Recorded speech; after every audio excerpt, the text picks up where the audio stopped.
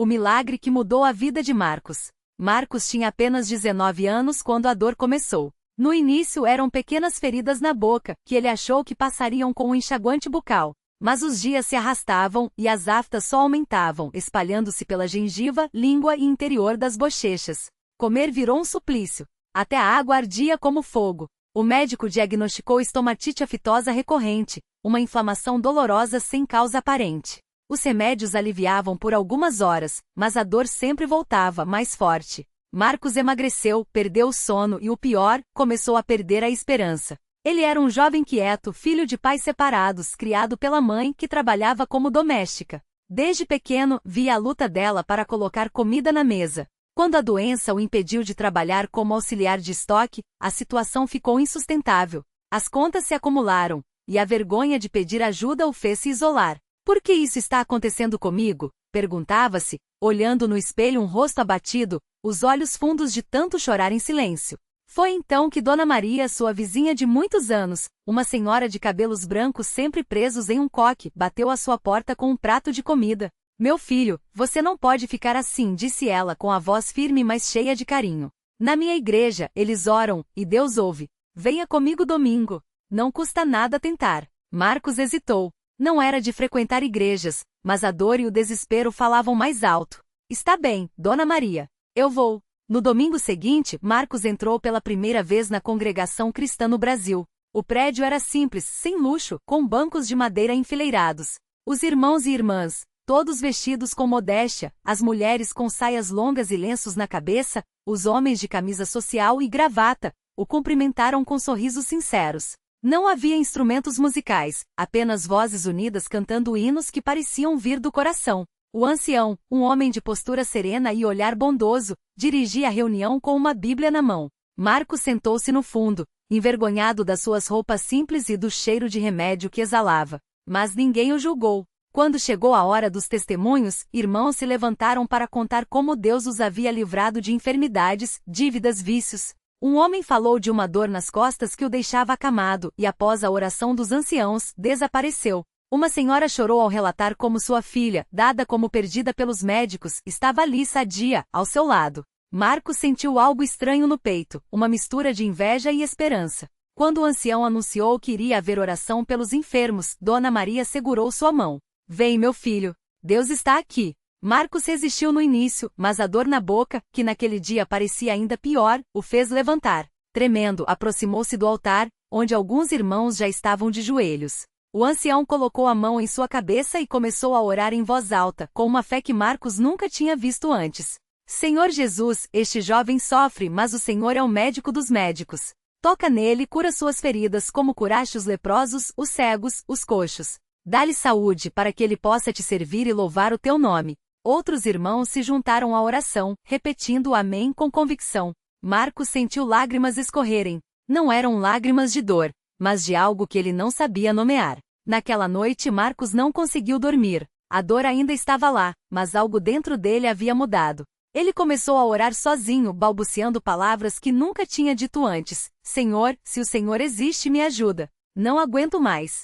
E então, como um suspiro, adormeceu. Quando acordou na manhã seguinte, o primeiro pensamento foi, hoje a dor vai estar insuportável.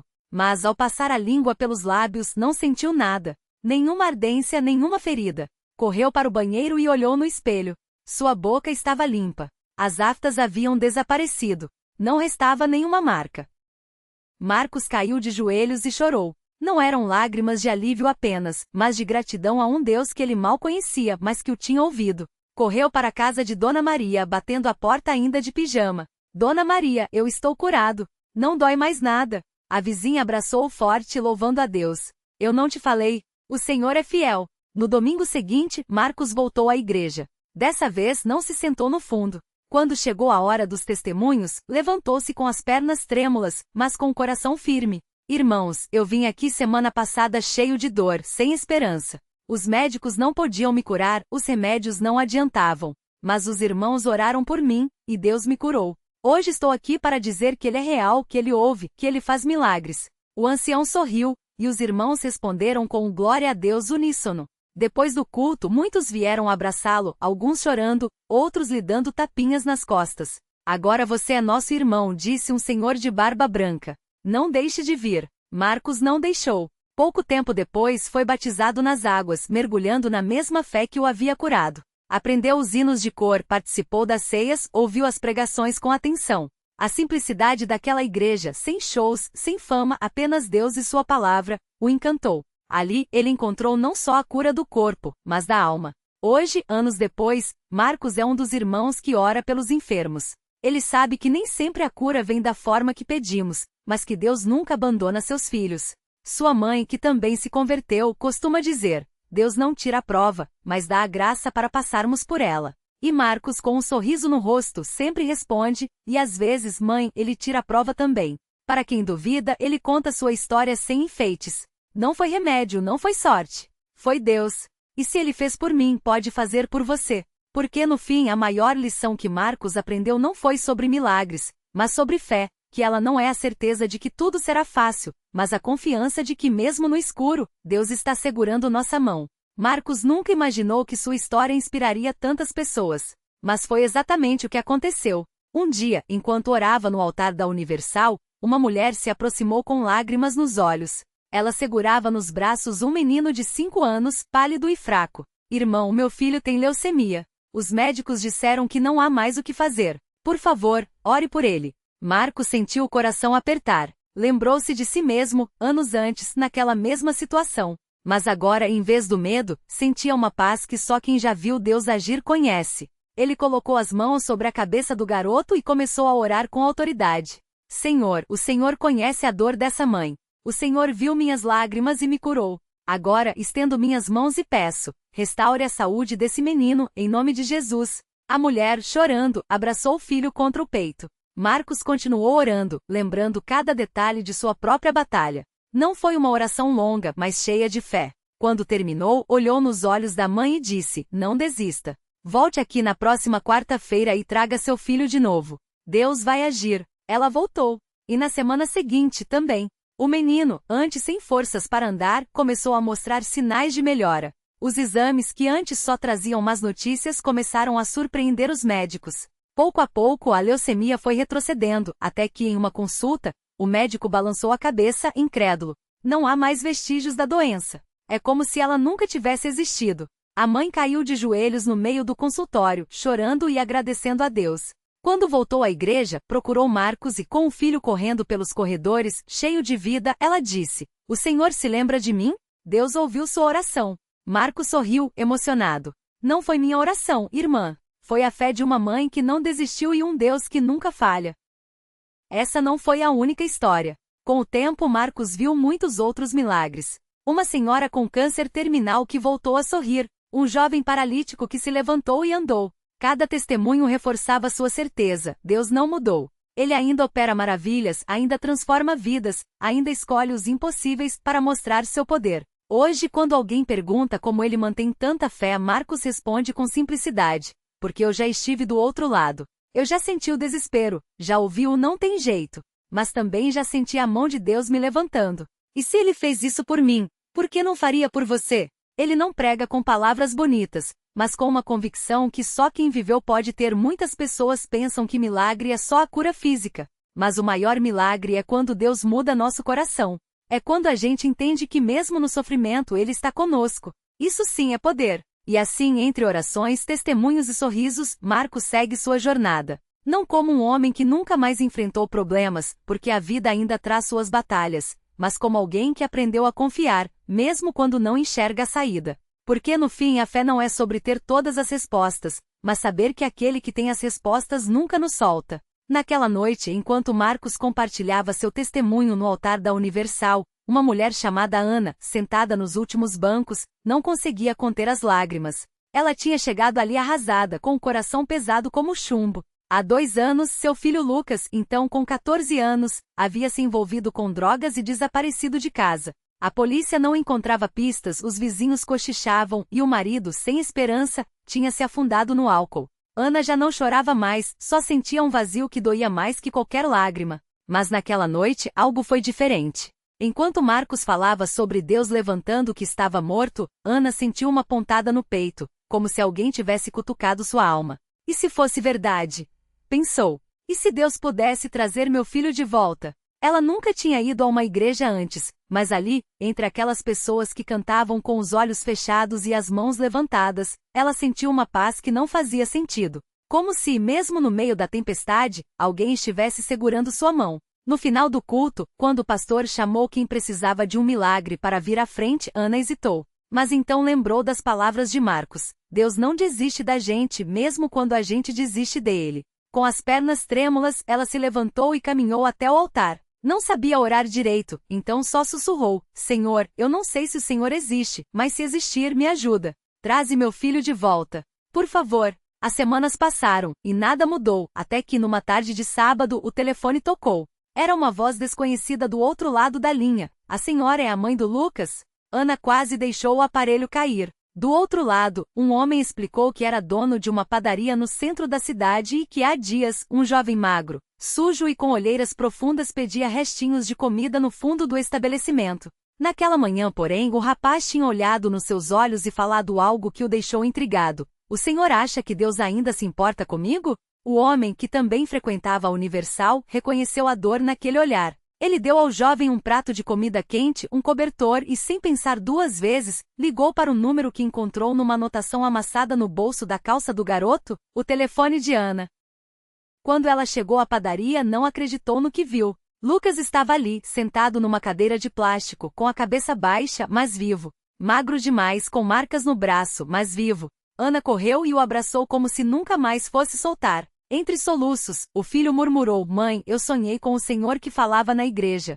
Ele disse que o Senhor não tinha desistido de mim. Aí eu lembrei do seu cheiro, da nossa casa, e não aguentava mais ficar longe. O dono da padaria, emocionado, contou que depois daquela pergunta sobre Deus, ele tinha orado com Lucas ali mesmo, entre os sacos de farinha. Falei para ele que Deus não só se importava, como estava esperando por ele de braços abertos. E olha só onde ele está agora, disse, enxugando uma lágrima. Hoje Lucas está em tratamento. O marido de Ana deixou a bebida, e a família volta à Universal toda semana, não porque a vida ficou perfeita, mas porque aprenderam que milagre não é só o que a gente vê, é o que a gente vive. É a mão que segura a nossa quando a gente acha que vai cair. É a voz que sussurra não desista quando o mundo grita acabou. E Marcos? Ele ainda está lá, toda semana, compartilhando sua história. Agora, quando olha para Ana e Lucas sentados nos bancos, sorri sem dizer nada. Porque algumas coisas não precisam de explicação, só de um coração disposto a acreditar que no meio do impossível, Deus ainda faz o que só Ele pode fazer. E foi justamente numa dessas noites de quarta-feira, quando o templo estava cheio de gente que, como eles, já tinha ouvido muitos nãos na vida, que algo aconteceu que ninguém esqueceu.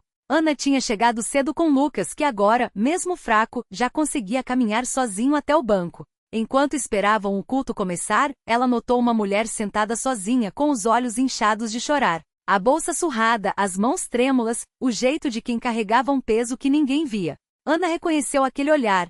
Era o mesmo que ela tinha um ano atrás. Sem pensar duas vezes, sentou-se ao lado dela. Tudo bem, irmã? Perguntou com a voz baixa. A mulher, chamada Mônica, balançou a cabeça, mas as lágrimas vieram antes das palavras. Meu filho, ele está na UTI.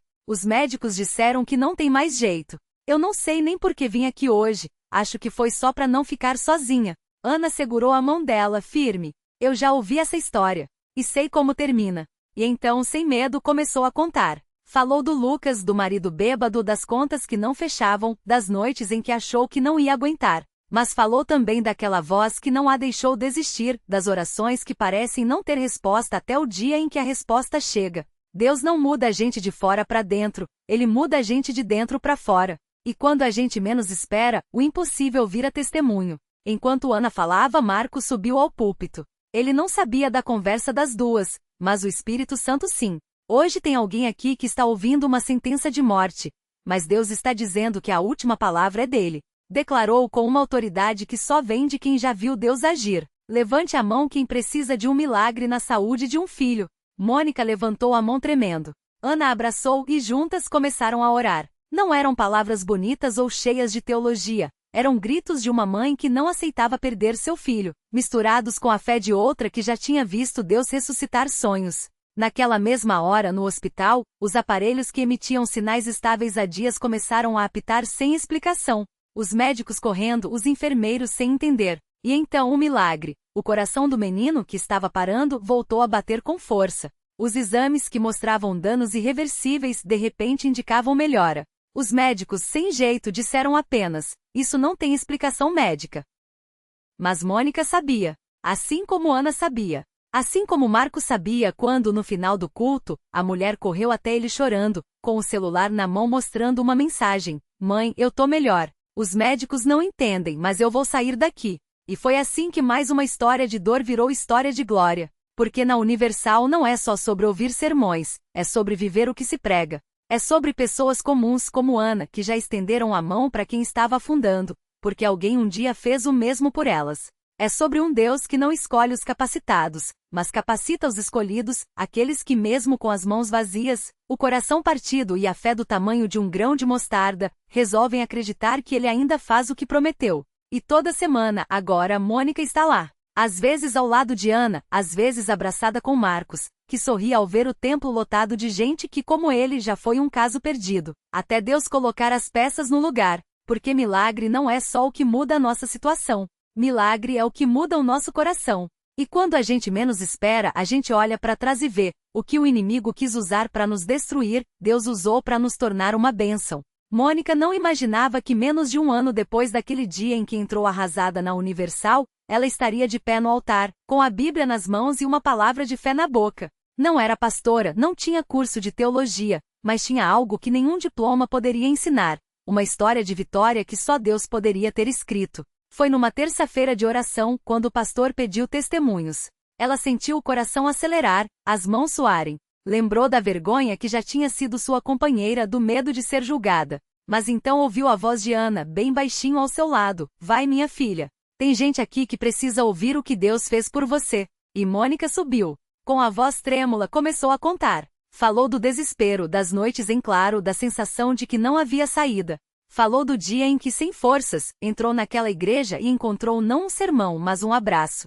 Não uma teoria, mas uma mão estendida. Não uma religião, mas um Deus que desceu ao seu nível para levantá-la. Quando ela terminou, o templo explodiu em glórias. Uma mulher na plateia chorava sem parar, apertando contra o peito um papel amassado. Era uma carta de despedida que tinha escrito naquela mesma manhã. Um homem no fundo, com cicatrizes nos braços, levantou as mãos e gritou: Eu também quero isso. E ali, entre lágrimas e sorrisos, Mônica entendeu, sua dor não tinha sido em vão. Marcos, que agora servia como obreiro, se aproximou depois do culto. Você lembra quando eu te falei que Deus ia te usar? Ele perguntou, os olhos brilhando. Pois é. Hoje você salvou vidas sem nem saber. Mônica olhou para as pessoas que a cercavam, cada uma com sua própria batalha, e sentiu algo que nunca tinha sentido antes: propósito. Porque a Universal não era só um lugar de milagres. Era uma fábrica de milagreiros. Gente como Ana, que tinha sido traída pelo marido, e hoje aconselhava casais à beira do divórcio.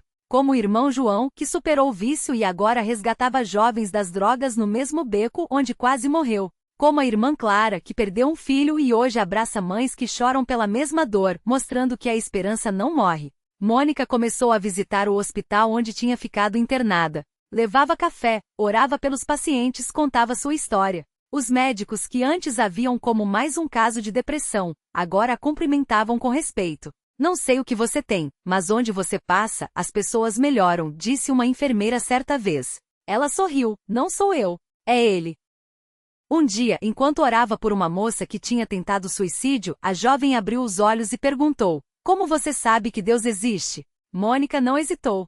Pegou a mão dela, mostrou as marcas no próprio pulso, cicatrizes que já não doíam, e respondeu: Porque ele me trouxe de volta para te dizer que você também tem um motivo para ficar. E assim o círculo se fechava. A menina que um dia entrou arrasada na igreja agora era a mão estendida para outros que afundavam. O desespero que quase a destruiu se tornou a ponte que levava outros à salvação. E toda vez que alguém lhe agradecia, ela apontava para cima: A glória não é minha. Eu só disse sim, quando ele me chamou. Porque no final das contas, milagre mesmo é isso: Deus pegar nossas feridas e transformá-las em faróis. Pegar nosso passado e fazer dele um mapa para quem está perdido. E provar mais uma vez que na Universal, e na vida de quem se entrega, não existem casos perdidos. Só histórias que ainda não foram reescritas por ele. O último passo do milagre. A menina, agora mulher, olhou para as mãos que um dia tremiam de dor e viu nelas as marcas de uma batalha vencida. Não eram mais cicatrizes, mas sinais de um pacto.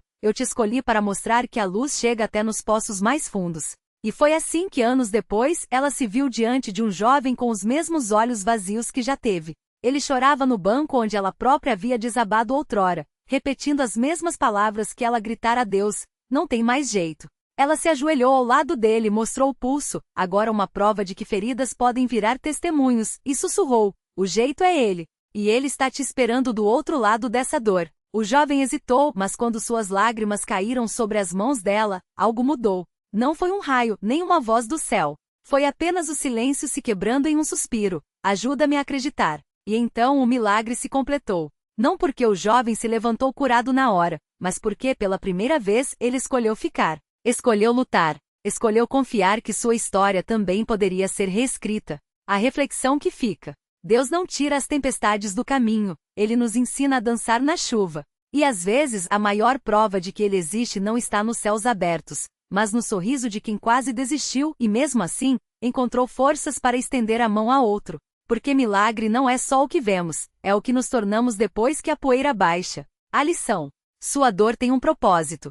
Seu passado, um destino. E sua história, um próximo capítulo. Mas ele só começa quando você para de ler as páginas rasgadas e entrega a caneta para quem sabe escrever finais felizes. Na Universal, ou em qualquer lugar onde a fé encontrar um coração disposto, não há casos perdidos. Só almas que ainda não descobriram que nas mãos de Deus, até as cicatrizes podem se tornar constelações para guiar outros de volta para casa.